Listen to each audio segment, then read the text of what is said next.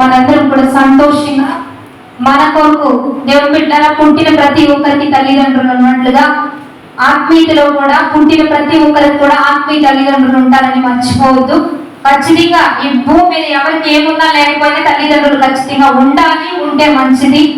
అట్లాగే ప్రతి విశ్వాసికి కూడా ఆత్మీయ తల్లిదండ్రులు కూడా ఉంటే మంచిది. లేకపోతే కాపరు లేని గొర్రెలు తప్పిపోతాయి, తొలగిపోతాయి, చేదాటిపోతాయి, నశించి నరకానికి వెళ్ళిపోతాయి అని దేవుడే చెప్పాడు. అందుకే సంఘాలను ఏర్పాటు చేశాడు.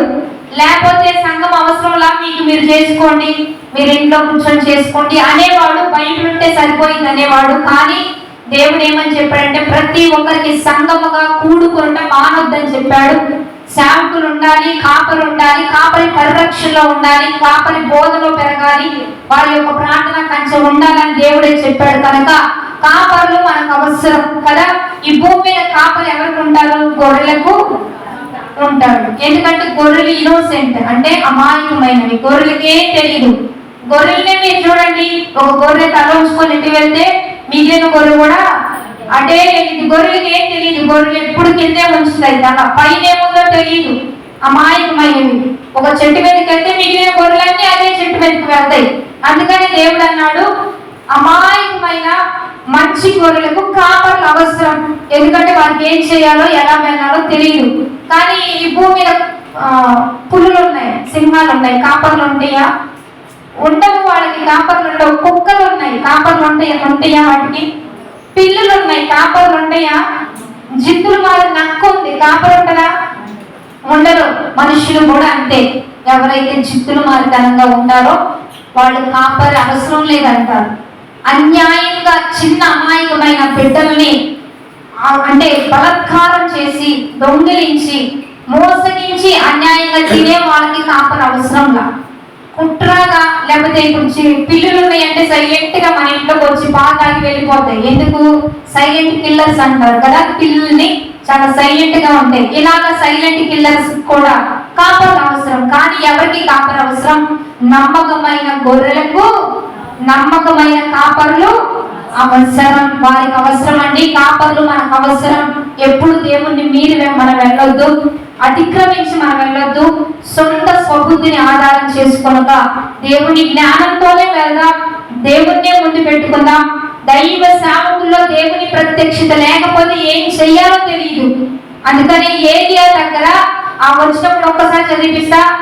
సమూయేలు 3:1 ఉంటది. దీపం ఆరిపోయింది. సేవకుడికి దైవ ప్రత్యక్షత లేకపోతే అక్కడ దీపాలు ఆరిపోతాయి. అరుదైపోయినందువల్ల దేవుడు సమూయేలుతో మాట్లాడతాడు. బాలుడైన సమూయేలు ఏలీ ఎదుట యెహోవాకు పరిచర్య. ఈ పరిచర్య అంటే ఎవరి పరిచర్య? మా పరిచర్య యెహోవా పరిచర్య చేయుచుండెను.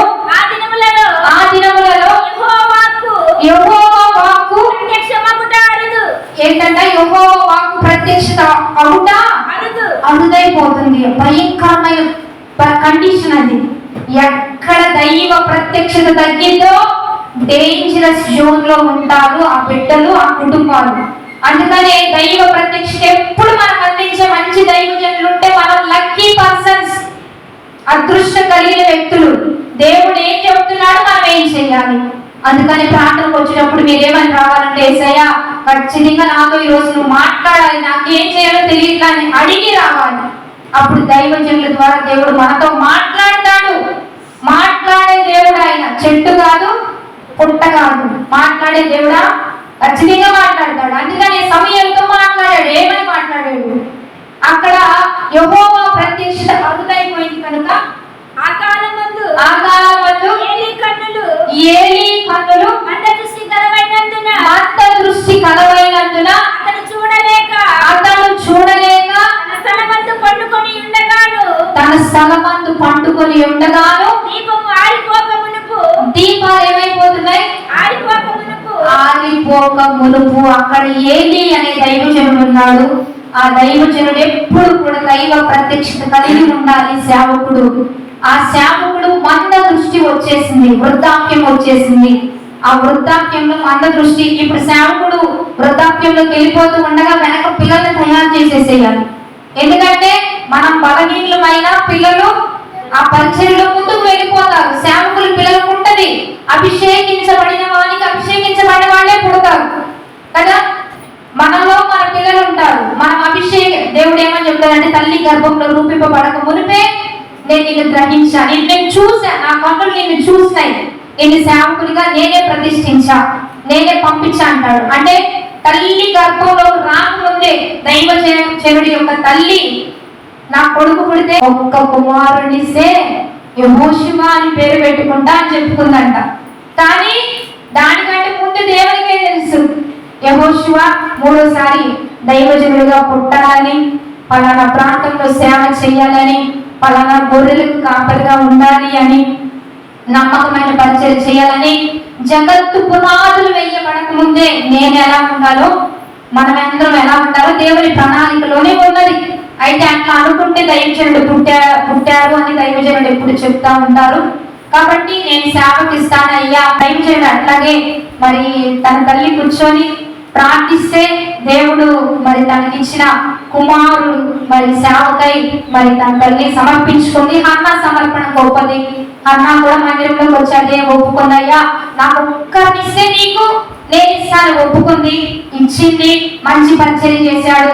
సమయాల లైఫ్ స్టోరీ గుర్తొచ్చింది నాకు. దైవజనుడి లైఫ్ స్టోరీ చూసిన ఋతు కూడా పరిచర్య విషయంలో ఋతు జీవితం కూడా నాకు గుర్తొస్తా ఉంటది. ఎందుకంటే ఏలీ దగ్గర పరిచర్య చేసిన సమయంతో దేవుడు మాట్లాడాడు. ఎందుకు దైవజనుడితో మాట్లాడాల్సిన దేవుడు ఒక పరిచర్య చేసే విశ్వాసంతో ఎందుకు మాట్లాడాలి అంటే, సేవకులు ఉండాల్సిన పరిస్థితుల్లో ఉండకపోవడం బట్టియే దేవుడు విశ్వాసంతో మాట్లాడతాడు. సమయాలతో మాట్లాడుతున్నాడు. ప్రత్యక్షత అగ్గైపోయినప్పుడు దీపాలు ఆగిపోతాయి, జాగ్రత్త. సేవకులు నిద్రపోవద్దు, తిని పడుకోవద్దు, జీవితాలు కొలాప్స్ అయిపోతాయి. మేము తిని పడుకున్నామా మీకే ప్రమాదం. మమ్మల్ని కానీ వెనకేసుకొచ్చారా, మేము తిని పడుకున్నా ఉపవాసాలు 40 దినాలు 50 దినాలు బల్లరాత్రికి ముందు 3 దినాలు ఇవన్నీ పెట్టకపోయామా మీకే నష్టం. మాకేముండదు, మేము చక్కగా తిని పడుకుంటాం, మాకు రెస్టే, మేము పుష్టిగా అవుతాం, ఇంకా బలంగా దృఢంగా అవుతాం, చక్కగా అందంగా ఉంటాం, చక్కగా రెస్ట్ తీసుకొని మంచి డైట్ తీసుకుంటూ టైం టు టైం ఉంటాం. కానీ మేము పుష్టిగా ఉన్నామా దీపాలన్నీ ఆరిపోతాయి అని వాక్యం చెబుతుంది. అందుకనే ఏ సేవకుడు ఉపవాసాలతో నలగొట్టుకుంటాడో, ఏ దైవజనులు ఎప్పుడు వాక్యము ప్రత్యక్షత, దైవ ప్రత్యక్షత ఆరాధనలు, ఉపవాసాలు, ప్రార్థనలు ఏర్పాటు చేస్తారో ఆ సంఘం పుష్టిగా ఉంటది. గట్టిగా చెప్పబడదా? మీరు పుష్టిగా ఉండాలని మా ప్రయాస. ఈ రోజు మీరు చక్కగా అందంగా పచ్చగా దీవెనకరంగా ఆశీర్వాదకరంగా క్షేమంగా మీరున్నారు అంటే, కరోనా టైంలో కూడా దేవుడు మిమ్మల్ని రక్షించాడు అంటే మీ దైవజనులు మనకు ఉండడం బట్టియే దేవుడు ఇంటి కార్యాలు చేశాడు. కాబట్టి మనకు ప్రముఖమైన వ్యక్తి దైవజనుడు. మనం పచ్చగా ఉండాలంటే వేరు బలంగా ఉండాలి, వేరు మంచి ప్రార్థన పూర్వకంగా పౌష్టికంగా ఉండాలి. వేరు ఎవరు అంటే దైవజనుడు.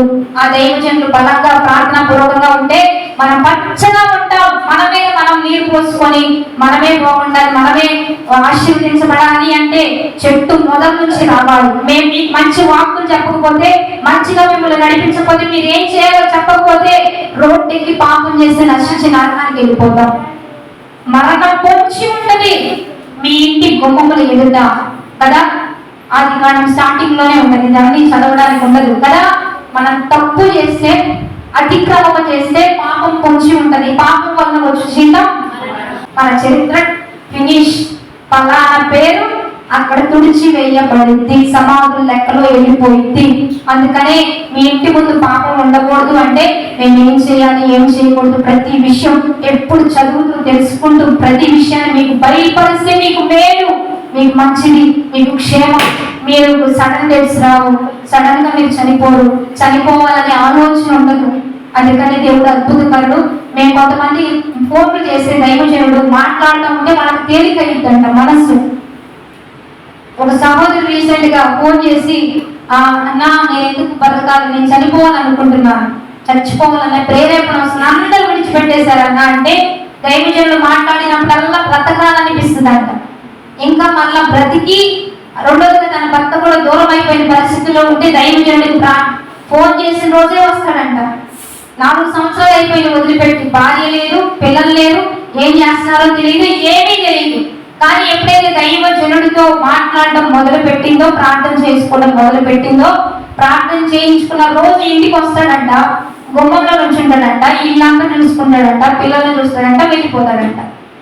రీసెంట్ గా పిల్లల్ని కూడా తీసుకెళ్లి చక్కగా అన్ని బయట ఇప్పించి ఇంటికి కూడా తీసుకొచ్చాడు అని చెప్తుంది. ఏంటన్నా ఈ అద్భుతం ఏంటి, ఈ ఆశ్చర్యం ఏంటి అని చెప్తుంది ఆమె.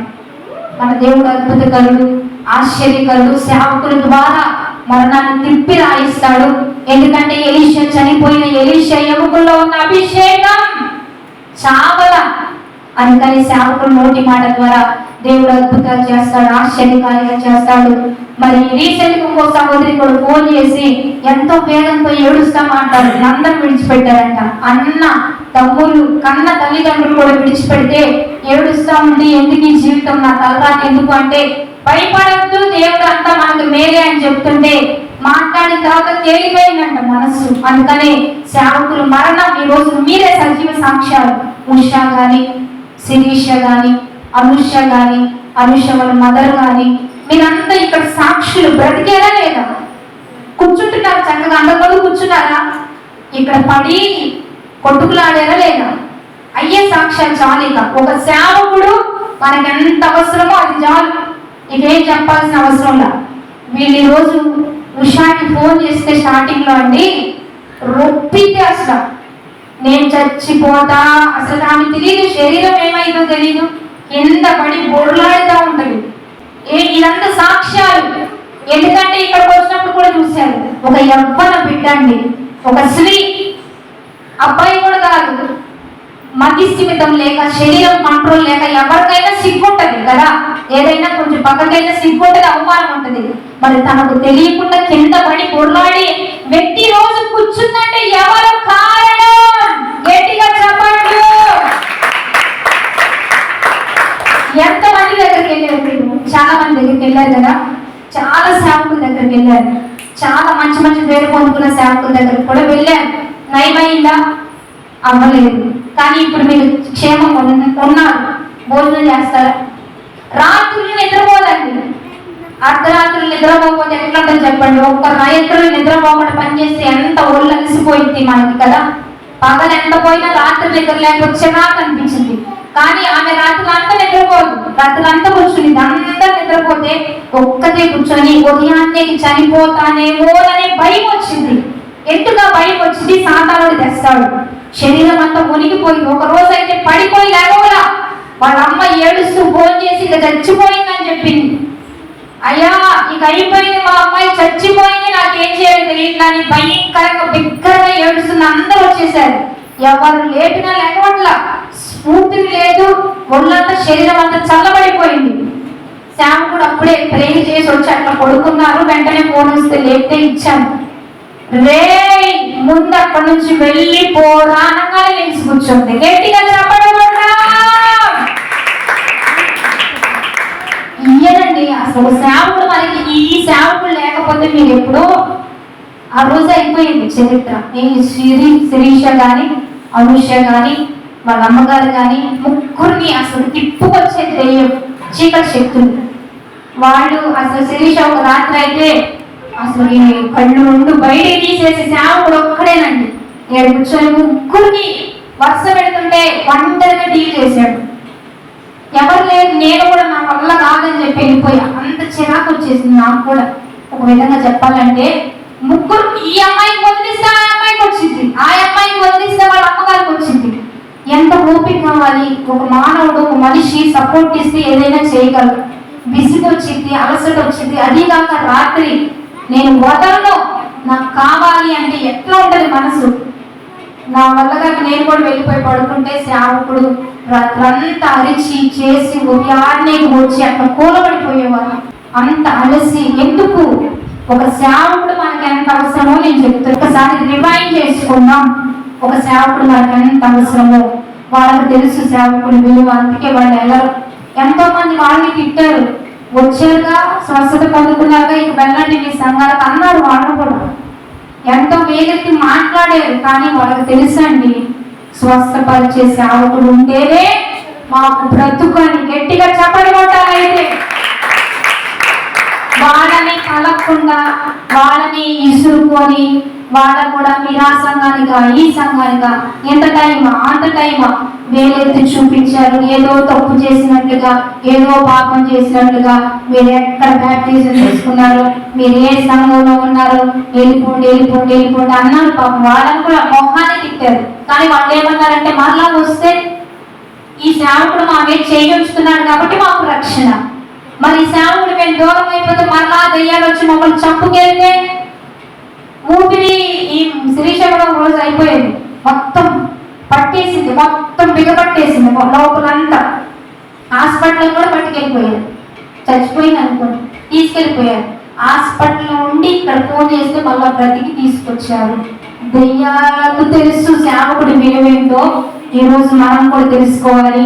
సేవకులు ఎంత ప్రాముఖ్యత, సేవకులు ఎంత విలువైన వాళ్ళు లేకపోతే మనకు బ్రతుకు లేదండి. మనకు భూములున్నా, సంపదలున్నా, ఆస్తులున్నా ఏం చేసుకొని చెప్పండి. వాళ్ళకి ఎంతో పొలాలు ఉన్నాయి, స్థలాలు ఉన్నాయి, ఇళ్ళు ఉన్నాయి, ఎంతో ఆస్తి ఉంది. అన్నీ ఉన్నా ప్రాణం లేకపోతే, జీవం లేకపోతే అంత ఉపయోగం లేదు. అందుకే సేవకులు మనకు అవసరం, దైవజనులు అవసరం, వారి ప్రాంతాలు అవసరం. టైం లేక అంటే ఖాళీగా ఉండి దేవుడు ఇచ్చిన భారం. నన్ను ప్రేమిస్తే గొర్రెలను కాయండి, ఇది చెప్పాడు దేవుడు. మేము దేవుడిని ఎక్కువగా ప్రేమిస్తాం. యేసయ్య అంటే పిచ్చి, యేసయ్య అంటే ఇష్టం, బాగా ప్రేమ. అందుకని ఆయన అన్నాడు, నన్ను ప్రేమిస్తే గొర్రెలను కాయండి. అదే మేము చేస్తున్నాం. కాబట్టి నమ్మకంగా ఉందాం. మీ జీవితాలు జ్ఞాపకం చేసుకుంటూ ఎక్కడ దేవుడు మిమ్మల్ని లేపుతున్నాడో, ఏ సేవకుని దగ్గర మిమ్మల్ని ఉంచాడో ఆ సేవకుని దగ్గర నమ్మకంగా వెళ్దాం. కాబట్టి దేవుడు విన్నారా, మరి కేక్ కటింగ్ ఉంది, కృతజ్ఞత కలిగి మీరందరూ కొన్ని తీసుకొచ్చారు, చాలా సంతోషం. లేకపోయినా అంటే అందరికీ డబ్బు అవసరమేనండి, డబ్బు అనేది అందరికి అవసరమే, కానీ ఇచ్చే మనసు ఉండాలి. పుచ్చుకొత్త కంటే ఇచ్చుట అది ఉండాలి. ధన్యకరమైన జీవితాలు ఉండాలి. కొంతమంది బిడ్డలు వారికి ఉన్న దాన్ని బట్టి చిన్న చిన్నగా ఏదో ఒకటి తెస్తూ ఉన్నారు, ఇస్తూ ఉన్నారు. సేవకుడైతే పాపం ఎప్పుడు మాకే తీసుకుంటారు, ఉన్న దాంట్లో ఎప్పుడు ఆయనకి తీసుకోరు. ఆయనకు వచ్చేలోపు ఏదో ఒకటి ఉపయోగం ఉంటుందని చెప్పి నెగ్లెక్ట్ చేస్తూ ఉంటారు. నేను ఎన్ని చెప్పినా కానీ దేవుని సహాయం ఈ రోజు ఏదో ఒక రీతిగా సేవకే ఇద్దామనే మనసు. కాబట్టి దైవజనుడి బర్త్డే జన్మదిన సందర్భంగా మరి ఒక్క నీతి మంతుని యొక్క విజ్ఞాపన మనఃపూర్వకము గలదై బహుబలముగా ఈ భూమి మీద పనిచేసింది కనుక ఆయన ప్రార్థన మనకు ఉండాలి. ఆయన మన గురించి ప్రార్థించాలంటే ఆయన కొరకు మనందరం కూడా ప్రార్థన చేద్దాం. కాబట్టి ఆ టేబుల్ ముందు జరిపేయండి. కాబట్టి దేవుని మీ అందరికి సేవకుడు మంచి ట్రీట్ ఏర్పాటు చేశారు. కాబట్టి సంతోషంగా మహిమకు పాత్రుడా, ఘనతకు వారుడా, మా చేతులెత్తి మేము నిన్నారాధింతుము. మహోన్నతుడా